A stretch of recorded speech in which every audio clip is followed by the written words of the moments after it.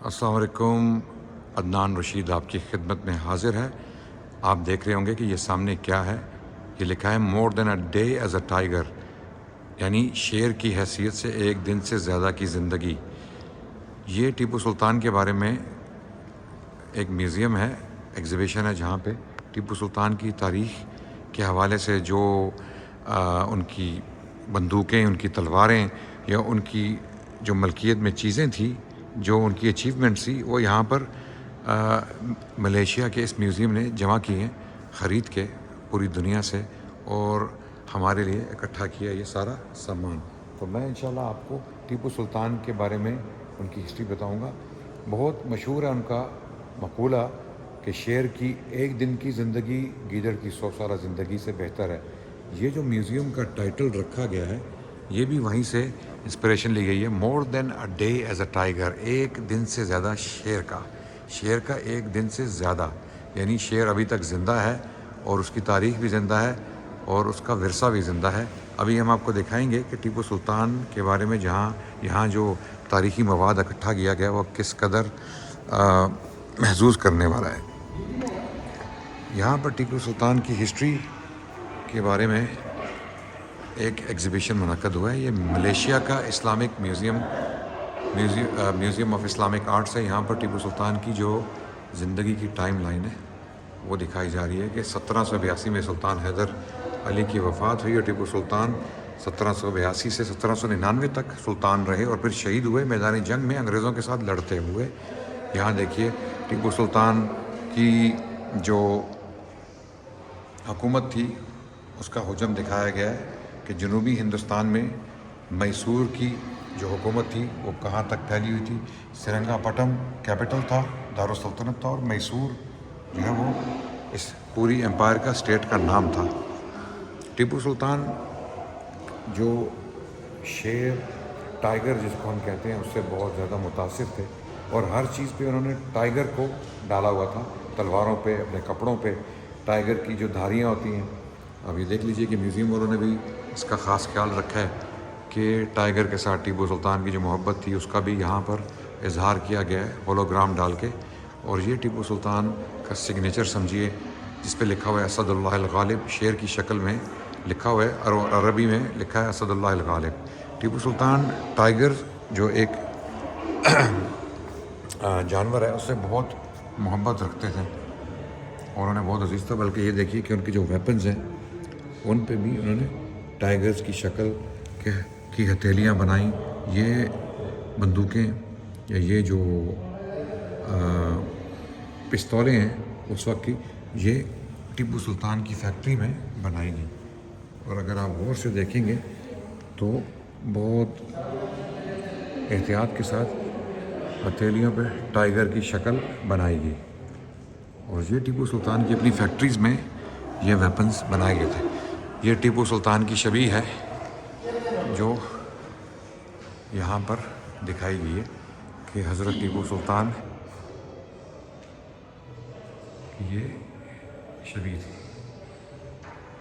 جیسا کہ ہم تاریخ سے جانتے ہیں کہ سن 1799 میں ٹیپو سلطان مردانہ وار میدان جنگ میں لڑتے ہوئے شہید ہوئے، جس کے بارے میں اقبال نے بھی ایک شعر لکھا: در جہان نتوان اگر مردان عزیست، ہم چو مردان جان سپردن زندگی ایست. اگر مرد کی طرح زندگی گزارنا اس جہاں میں ممکن نہ ہو تو مرد کی طرح جان دے دینا ہی اصل زندگی ہے. یہ ٹیپو سلطان کے بارے میں اقبال نے شعر لکھے جب 1929 میں انہوں نے ٹیپو سلطان کے مزار کا دورہ کیا.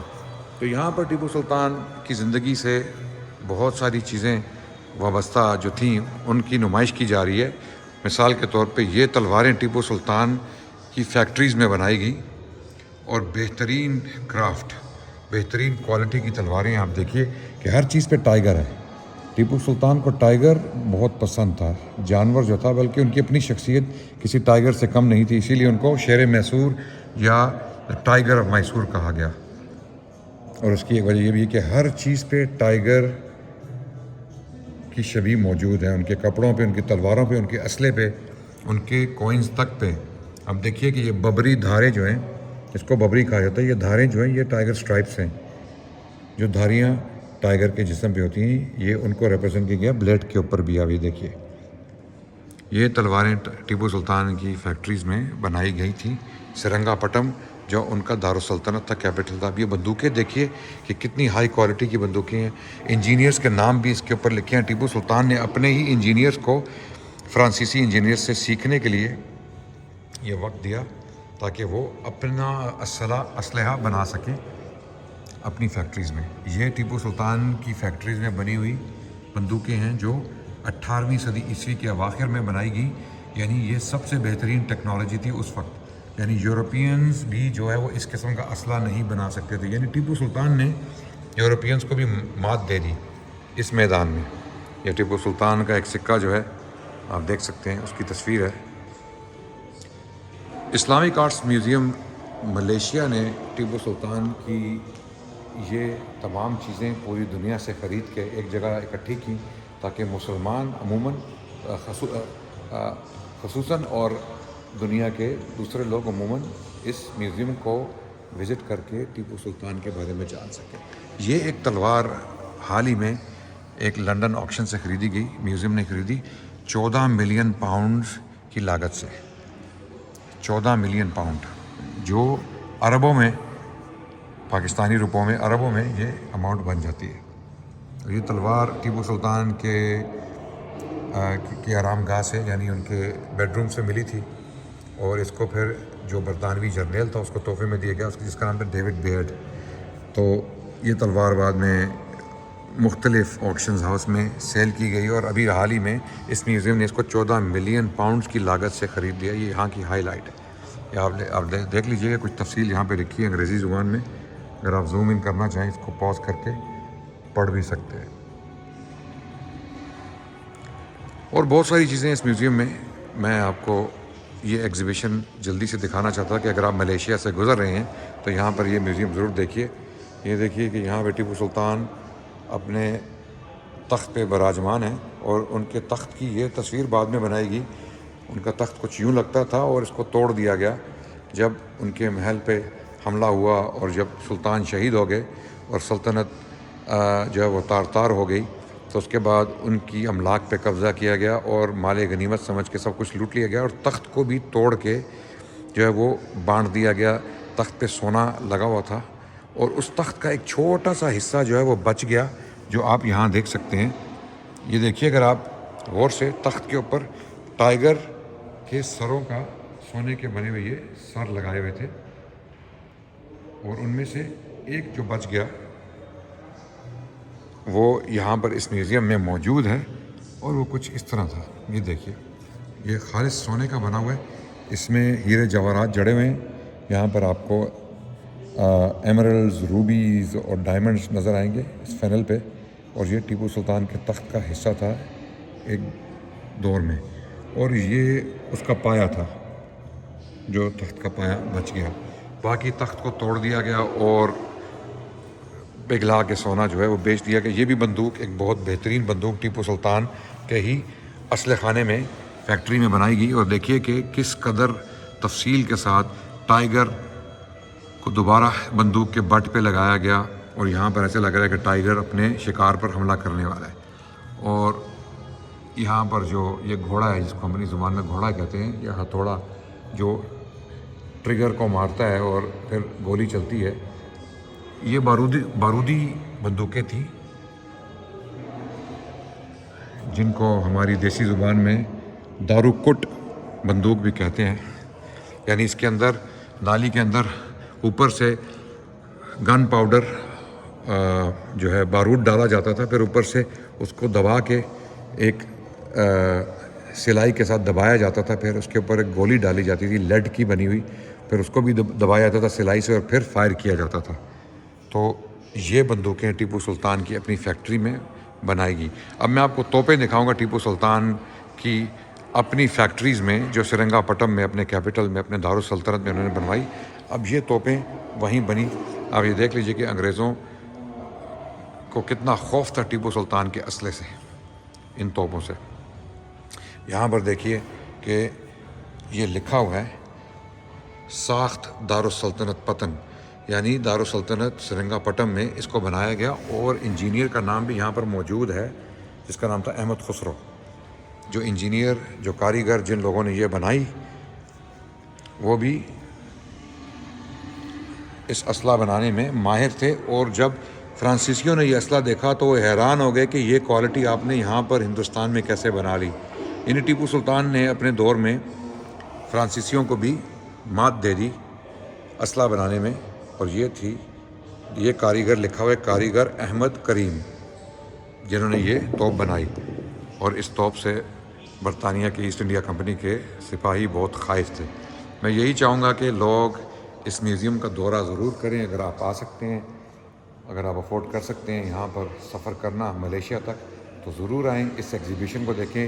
یہ تاریخ میں پہلی بار ٹیپو سلطان کا اتنا سامان ایک جگہ پہ اکٹھا کیا گیا ہے، اور وہ بھی اس میوزیم کے جو مالک ہیں یا جو اس کے محتمم ہیں، ان کی محبت ٹیپو سلطان سے اس قدر ہے کہ انہوں نے بہت سارا پیسہ لگا کے ٹیپو سلطان کی یہ املاک یہاں پر اکٹھی کی ہیں۔ اور یہ دیکھیے کہ ٹیپو سلطان کے جو ایمبیسڈر تھے، ان کے سفیر جو فرانس بھیجے گئے فرانسیسی بادشاہ کے ساتھ مذاکرات کرنے کے لیے، یہ ان کی پینٹنگ ہے جو فرانس میں بنائی گئی۔ ان کا نام تھا داوی خان۔ اور آگے چلتے ہیں جہاں پر ٹیپو سلطان کے بارے میں کچھ اور چیزیں بھی ہیں، کچھ بندوقیں ہیں یہاں پر، اور تمنچے ہیں، تمنچہ بولتے ہیں ہینڈ گن کو۔ یہاں پہ آپ دیکھیے کہ یہ ہینڈ گنز ٹیپو سلطان کی فیکٹریز میں بنائی گئی۔ ٹیپو سلطان بہت بہادر دلیر بادشاہ تھے، اور اسلحے سے بہت محبت کرتے تھے، شیروں سے بہت پیار تھا ان کو، ٹائیگرز رکھے ہوئے تھے انہوں نے اپنے، اور ٹائیگر سے اس قدر محبت تھی کہ ہر چیز پہ ٹائیگر کو ڈالا گیا۔ یہاں بھی دیکھیں آپ ٹائیگر ہیڈ، یہ ٹائیگر کی ببریاں جو دھاریاں ہوتی ہیں ٹائیگر کے جسم پہ، انہیں بھی ڈالا گیا بندوقوں کے اوپر۔ یہاں دیکھیے یہاں بھی ٹائیگر بنے ہیں بندوق کے اوپر، ٹائیگر ہی ٹائیگر، ہر جگہ ٹائیگر۔ اور ٹیپو سلطان کو اسی لیے ٹائیگر آف میسور کہا گیا تاریخی لحاظ سے۔ یہ بندوقیں ٹیپو سلطان کی اپنی فیکٹری میں بنی ہیں، اور یہاں پر آپ دیکھیے کہ یہ تمنچے بھی، ان کو اپنی عام زبان میں تمنچہ کہا جاتا ہے، لیکن ہینڈ گن ہے، اور یہ یورپین کوالٹی سے بھی بہتر ہیں۔ اس دور میں ان سے بہتر کوالٹی کا اسلحہ پوری دنیا میں نہیں پایا جاتا تھا۔ یہ تھی ٹیپو سلطان کی محنت۔ یہاں پر انجینئر کا نام بھی لکھا ہے، اسد امین کر کے انجینئر کا نام ہے۔ آپ دیکھیے اگر ہم آپ کو دکھا سکیں تو یہ لکھا ہوا ہے اسد امین، جس نے یہ گنز بنائی ٹیپو سلطان کے اسلحہ خانے میں۔ یہ سلطان کی ایک ڈپکشن ہے میدان جنگ میں جاتے ہوئے، یہاں پر کچھ تلواریں وغیرہ ٹیپو سلطان کے اسلحے کی کچھ امیجری دکھائی جا رہی ہے۔ بہت زبردست ایگزیبیشن ہے۔ یہاں پر ایک میدان جنگ کا سین جو ہے بڑا مشہور، جو ٹیپو سلطان کی طرف منسوب ہے، کہ ایک انگریز فوجی ان کا جو کمر بند ہے اس پر ہاتھ ڈال رہا ہے، کیونکہ ہیرے جواہرات سے بھرا ہوا تھا، تو سلطان نے اسے تلوار سے مارا، اس کے اوپر حملہ کیا، اور اس نے پیچھے ہٹ کے سلطان کو گولی ماری جو سلطان کے سر پہ لگی، اور سلطان شہید ہو گئے رحمۃ اللہ علیہ۔ یہاں پر ایک اور ڈپکشن ہے یورپینز کی طرف سے کہ جب سلطان کا جسم محل میں لایا گیا تو کوہرام مچ گیا، اور سلطان کے گھر والے جو ہے وہ اس کا افسوس کا یا گریہ وزاری کا اظہار کر رہے ہیں۔ تو یہاں پر اس میوزیم میں بہت ساری چیزیں ہیں جو میں آپ کو ابھی اتنی جلدی نہیں دکھا سکتا، لیکن آپ آئیے، خود تشریف لائیے اور دیکھیے۔ یہ ایک پینٹنگ تھی جو ایک یورپین پینٹر نے بنائی تھی کہ ٹیپو سلطان کے بیٹے جب سرنڈر کر رہے تھے انگریزوں کے سامنے، فتح جب انگریزوں کو حاصل ہوئی، ٹیپو سلطان شہید ہو گئے، اور اس کے بعد ٹیپو سلطان کے بیٹے سرنڈر کر رہے ہیں، تو یہ اس کی ڈپکشن ہے۔ یہ بھی حال ہی میں پینٹنگ لندن کی ایک آکشن میں بکی ہے جو میوزیم نے خریدی ہے۔ ٹیپو سلطان کی شہادت کے بعد انگریزوں نے خوشی منائی اور دعویٰ کر دیا کہ اب ہندوستان ہمارا ہے، اور یہ میڈل بنائے گئے جو پوری فوج میں بانٹے گئے، یعنی شیر، برطانیہ کا شیر ہندوستانی ٹائیگر پہ غالب آ رہا ہے، اور اوپر لکھا ہوا ہے اسد اللہ الغالب۔ اور یہ میڈلز گولڈ میں بھی بنائے گئے، سلور میں بھی بنائے گئے۔ یہاں دیکھیے یہ ایک گولڈ میں بھی میڈل ہے۔ یہ میڈل برطانیہ حکومت نے، ایسٹ انڈیا کمپنی نے، اور کتابیں چھاپی گئی اس فتح کے بعد۔ یہ ٹیپو سلطان کے اوپر کچھ مہینوں کے بعد، ان کی شہادت کے کچھ مہینوں کے بعد یہ کتاب چھاپی گئی۔ آپ دیکھیے کہ اس کتاب کا موضوع ہی یہ ہے کہ ٹیپو سلطان کے ساتھ جنگ، سن 1800 میں لندن میں یہ کتاب چھاپی گئی، کچھ ہی مہینے بعد 1799 4 मई 1799 में टीपू सुल्तान की शहादत हुई और कुछ ही महीने बाद अलेक्जेंडर बीटसन करके एक ब्रिटिश ऑफिसर था, उसने किताब छाप दी लंदन में इस मौजू के ऊपर। ये किताब अल्हम्दुलिल्लाह इस आज इसकी लाइब्रेरी में भी मौजूद है।